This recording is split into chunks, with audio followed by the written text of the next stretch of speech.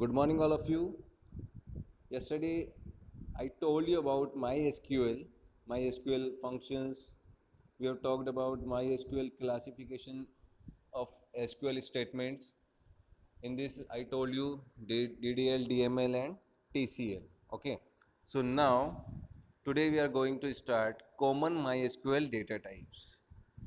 मैंने आपको कल एक चीज़ बताई थी कि जब हम डेटाबेस क्रिएट करते हैं तो हमें पहले उसकी डिफ़ाइन करना होता है कि हम उस डेटाबेस में किस टाइप का डेटा एंटर करना चाहते हैं, स्टोर करना चाहते हैं, है ना।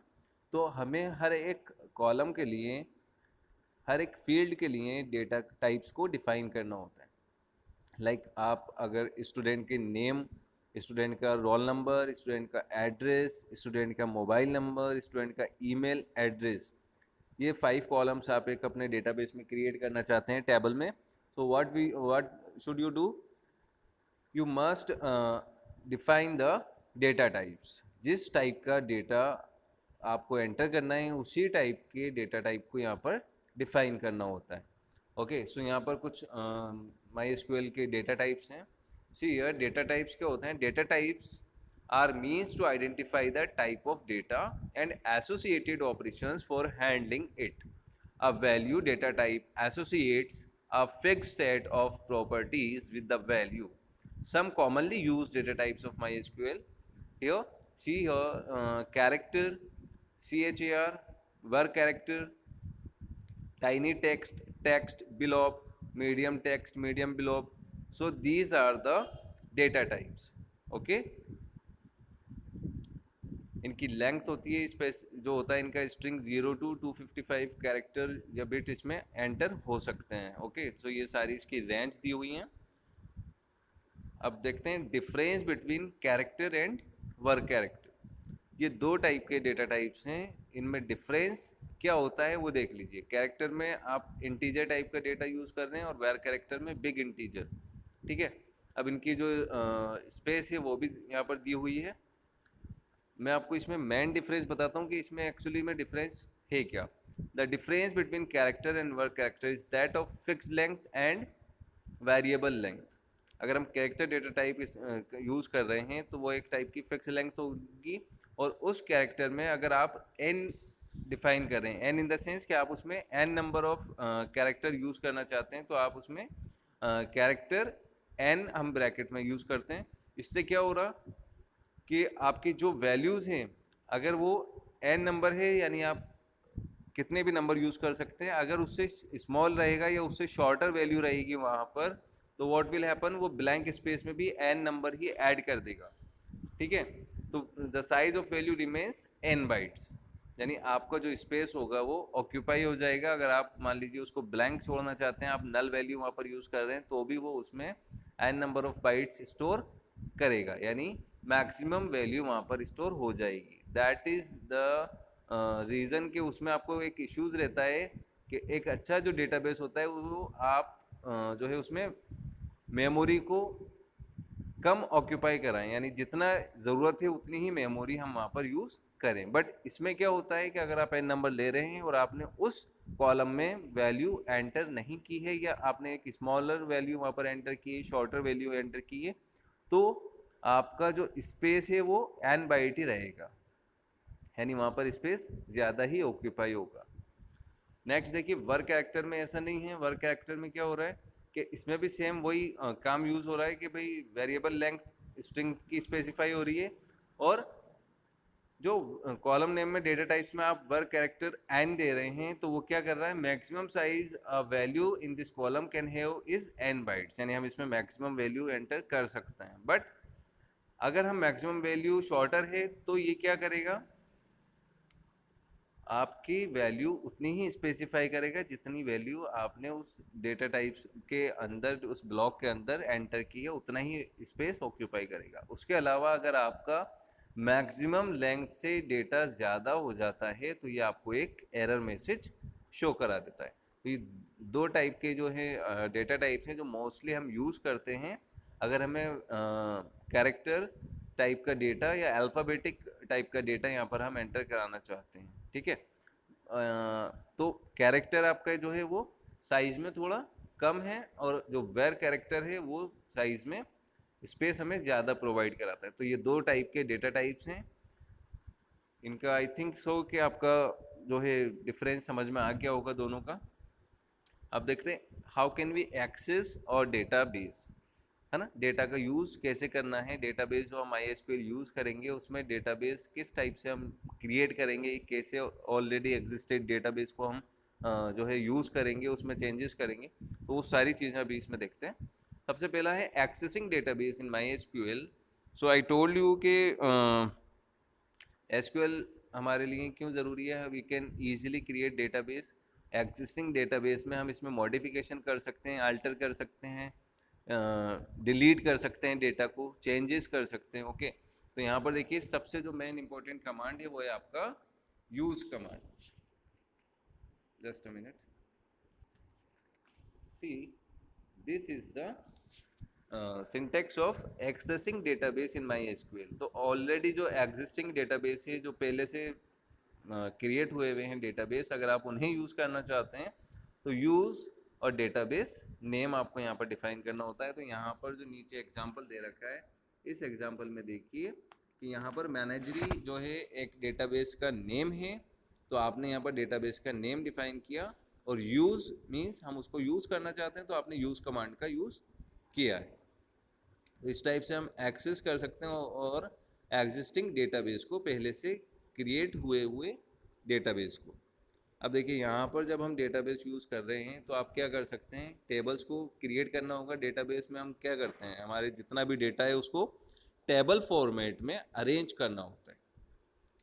सो I told you data definition language हमें बनाना है। DDL के बारे में मैंने आपको बताया था, जिसमें हम डेटा को डिफाइन करते हैं। इट मीन्स कि हम टेबल क्रिएट करते हैं, उसमें किस टाइप का डेटा हर एक कॉलम में टेबल के स्टोर होगा, उसमें डेटा टाइप्स को डिफाइन करते हैं, उसमें वैल्यूज़ हम इनपुट करते हैं। तो वो सारी चीज़ें DDL के अंदर आती हैं। तो यहाँ पर देखिए creating tables in MySQL and this tables are defined with the create table command. Simple सा है, टेबल क्रिएट करना है तो क्रिएट कमांड का यूज़ करना है। बहुत ही सिंपल है, स्पेलिंग आपको दी हुई है, कैप्स लॉक में इसको जो है हम टाइप करते हैं। So when a table is created its column are named. हम इसके कॉलम्स को नेम देते हैं, डेटा टाइप्स डिफाइन करते हैं, उसका साइज डिफाइन करते हैं। Okay, each table must have at least one column. हर एक टेबल में एक कॉलम तो होना ज़रूरी है। सी सिंटेक्स देखिए, क्रिएट टेबल, उसके बाद में हमें टेबल का नेम देना है कि भाई आप स्टूडेंट टेबल बना रहे हैं, एम्प्लॉय टेबल बना रहे हैं, कस्टमर टेबल बना रहे हैं, है ना, या टीचर्स टेबल बना रहे हैं, या जो है आपका किसी भी टाइप का जो भी आप टेबल क्रिएट करते हैं उस टेबल का नेम यहाँ पर हम डिफाइन कर सकते हैं। उसके बाद में कॉलम नेम देना होता है कि भाई आपकी टेबल में कितने कॉलम्स आएंगे। तो कॉलम नेम के साथ ही उसका डेटा टाइप्स डिफाइन करना है कि भाई हम इंटीजर में ले रहे हैं, वर्ग कैरेक्टर में ले रहे हैं, कैरेक्टर डेटा टाइप्स में ले रहे हैं। मैंने आपको अभी बताया ना पीछे, ये जो टेबल है इसमें से जो भी डेटा टाइप्स आप यूज़ करना चाहते हैं वो यहाँ पर आपको डिफाइन करना होते हैं। देन साइज डिफाइन करना है कि भाई आपके कैरेक्टर में आप n नंबर ऑफ साइज चाहते हैं, या आपकी कोई एक स्पेसिफिक लेंथ होती है। जैसे हम देखते हैं कि मोबाइल नंबर में 10 डिजिट्स आती है, ठीक है। तो मोस्टली हम इंडिया की बात करें तो इंडिया में 10 डिजिट्स का रेशो जो है बाय डिफ़ॉल्ट है, 10 नंबर्स उसमें रहते हैं। तो उन इंडियन मोबाइल नंबर जो हम कॉलम अगर यूज़ करते हैं तो हम वहाँ पर 10 डिजिट्स डिफाइन कर सकते हैं। तो 10 डिजिट्स ही डेटा वहाँ पर एंटर होगा। 10 डिजिट से ज़्यादा अगर साइज होगा तो वो वहाँ पर एरर शो कराएगा। ओके, तो देखिए अब इन्होंने क्या किया, यहाँ पर एक एम्प्लॉय नाम की टेबल क्रिएट करनी है हमें, और उसमें कोड, एम्प्लॉय नेम, एम्प्लॉय का जेंडर, ग्रेड एंड ग्रोस, ये सारी चीज़ें हमें बनानी है। ये टेबल हम कैसे क्रिएट करेंगे वो मैं आपको बताता हूँ। यहाँ पर देखिए एग्जांपल, सी क्रिएट टेबल, पहले हमने क्रिएट कमांड का यूज़ किया, उसके बाद में टेबल कीवर्ड, क्योंकि हम टेबल क्रिएट करना है तो create table. Employee is the table name, employee यहाँ पर टेबल नेम है। ओके, तो क्रिएट टेबल एम्प्लॉय, यहाँ पर एम्प्लॉय के प्लेस पे अगर हम स्टूडेंट टेबल बना रहे हैं, मार्क लिस्ट के लिए, मार्कशीट के लिए टेबल बना रहे हैं, या हमारे ट्रांसपोर्टेशन से रिलेटेड हो, कुछ भी जो भी आप नेम देना चाहते हैं वो यहाँ पर दे सकते हैं। लेकिन वो जो टेबल नेम आप डिफाइन कर रहे हैं वो आपको हमेशा याद रहना चाहिए, बिकॉज कि जिस टेबल को आपने नाम दिया है, जो नाम आपने उसे दिया है, बाद में अगर हम उसमें मॉडिफिकेशन करना है या चेंजेस करना है तो उसी टेबल में उसी टेबल का नेम आपको वहाँ पर डिफाइन करना होता है एसक्यूएल कमांड के अंदर। तो ये एक टाइप की एसक्यूएल कमांड है जिसमें हम क्या कमांड दे रहे हैं एसक्यूएल को कि भाई आप क्रिएट करिए एक टेबल एम्प्लॉय नेम से, और उसके अंदर आपको जो है कॉलम्स डिफाइन करने हैं। फर्स्ट कॉलम का नेम जो रहेगा वो है ई कोड, एम्प्लॉय कोड। अब एम्प्लॉय कोड हो, स्टूडेंट का रोल नंबर हो या कस्टमर आईडी हो, ये सारी जो चीज़ें होती हैं मोस्टली नंबर्स में होती हैं। तो इसलिए हमने यहाँ पर जो डेटा टाइप डिफाइन किया है वो इंटीजर टाइप का लिया है। यहाँ पर एम्प्लॉय नेम जो रहेगा आपका वो मोस्टली कैरेक्टर में रहेगा। Sex in the sense gender आपका जो रहेगा वो कैरेक्टर में रहेगा, तो यहाँ पर हम कैरेक्टर एम या एफ डिफाइन कर सकते हैं। तो एम और एफ में सिंगल वैल्यू इनफ है, इसलिए यहाँ पर हमने कैरेक्टर की जो साइज है वो 1 दिया है। एम्प्लॉय नेम 20 कैरेक्टर का हो सकता है, ओके, इससे ज़्यादा भी हो सकता है, तो आप 30 40 50 जितना भी चाहें यूज़ कर सकते हैं। ग्रेड जो रहेगा वो आपका 2 डिजिट्स में रहेगा, और ग्रोस जो रहेगा वो डेसिमल में रहेगा। अब डेसिमल और इंटीजर में क्या डिफरेंस है? इंटीजर में नॉर्मली हमारे 1 2 3 4 नॉर्मल नंबर आ जाते हैं, बट डेसिमल में जो रहता है हमारा क्या रहता है? Points. Decimal in the sense we already know decimal कि 4.6 हो तो आपको डेसिमल टाइप का डेटा रहना है। अगर इंटीजर होगा तो ये 46 वहाँ पर डिस्प्ले होगा, ठीक है। तो ये मेन डिफरेंस है। तो जो ग्रोस सैलरी या ग्रोस प्रॉफिट या कुछ भी रहता है वो आपका पॉइंट्स में आ सकता है, लाइक आपकी जो परसेंटेज होती है वो भी पॉइंट्स में आ जाती है। तो इन कंडीशन पे आप जो मार्कशीट का परसेंटेज हो या आपके ग्रोस हो या कमीशन हो, इस टाइप की जो टेबल्स होती हैं जैसे सैलरी होती है, तो इन सब में हम डेसिमल टाइप का डेटा टाइप यूज़ कर सकते हैं। तो यह इंटीजर यूज़ हो गया, कैरेक्टर एंड डेसिमल। इसके अलावा वेर कैरेक्टर भी हम यहाँ पर यूज़ कर सकते थे, एड्रेस वगैरह होता तो ओके। तो ये आपकी एक सिंपल सी एसक्यूएल कमांड हो गई that will create a table employee name, और उसके जो कॉलम्स होंगे वो इस टाइप की 5 कॉलम्स क्रिएट हो जाएंगे, और 5 जो कॉलम्स क्रिएट हो रहे हैं उसमें जो हमने डेटा टाइप डिफाइन करा है उसी टाइप का डेटा वहाँ पर हम एंटर कर सकते हैं। I think it is very easy for you create table. ये जो है नॉर्मली पूछा जाता है कि आपको जो है कमांड दी जाती हैं, एग्जाम में पूछ लिया जाता है कि आप एक टेबल क्रिएट करिए, इस टाइप से जो क्वेश्चन अभी मैंने आपको दिखाया ना। To create an employee table whose schema is as follows, कि आपको इस टाइप की यहाँ पर टेबल डिफाइन करनी है।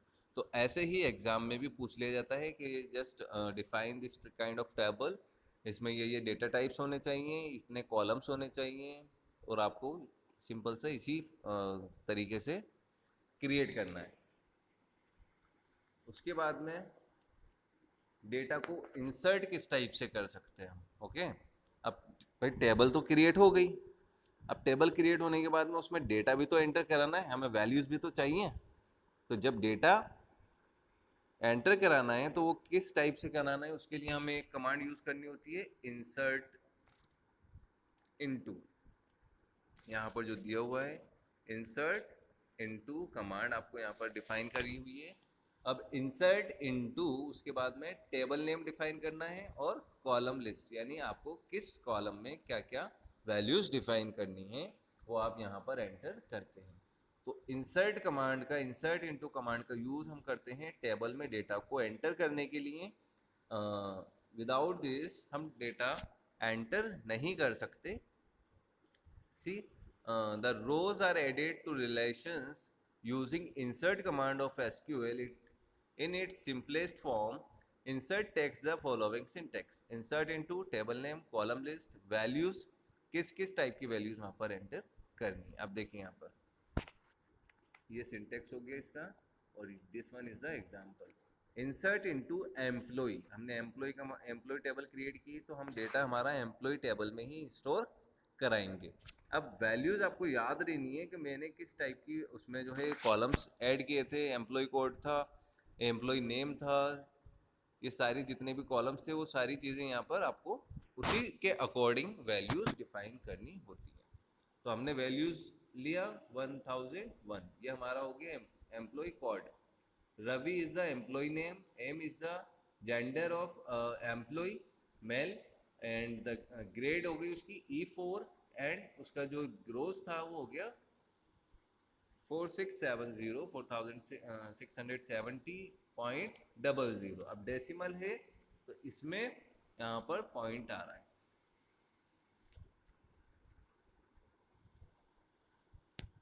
So the values match the order of columns is a create table command of employee. The same can be done with an alternate command as shown here.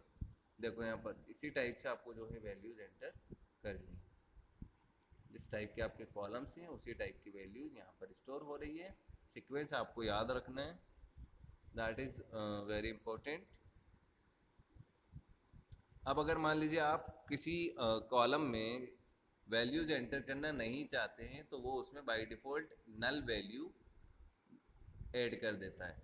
Null value means blank value, तो वो automatically आपकी जो values रहेगी वो default value रहेगी, नल हो जाएगी वो, है ना।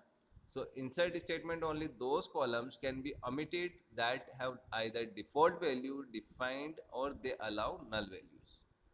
तो आप नल वैल्यूज बाय डिफ़ॉल्ट वो ले लेगा अगर आप ब्लैंक छोड़ते हैं किसी कॉलम को, और अदरवाइज आप खुद डिफ़ॉल्ट वैल्यू वहाँ पर ऐड कर सकते हैं कि भाई अगर स्टूडेंट जैसे अटेंड किया एग्ज़ाम तो हम बोलते हैं भाई एब्सेंट परसेंट, तो हम वहाँ पर डिफ़ॉल्ट वैल्यू भी दे सकते हैं। अगर स्टूडेंट ने एग्ज़ाम अटेंड नहीं किया है तो जो है डिफ़ॉल्ट वैल्यू ए वहाँ पर कॉलम में आ जाएगी, तो वो नल वैल्यू वहाँ पर ऐड हो जाती है।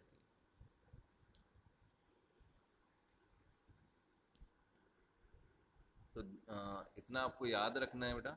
And tomorrow will discuss about simple queries हम किस टाइप से बना सकते हैं, है ना।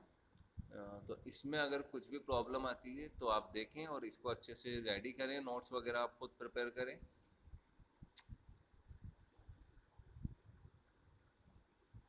Database is very important unit है आपका बेटा, तो इसको अच्छे से आप हर एक टॉपिक को क्लियरली अंडरस्टैंड करें एंड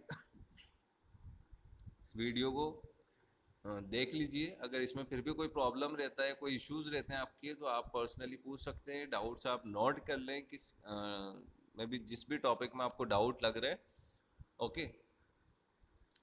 लेकिन जो चीज़ें आपको बताई जा रही हैं प्लीज़ इसको अच्छे से प्रिपेयर करें इसके लिए।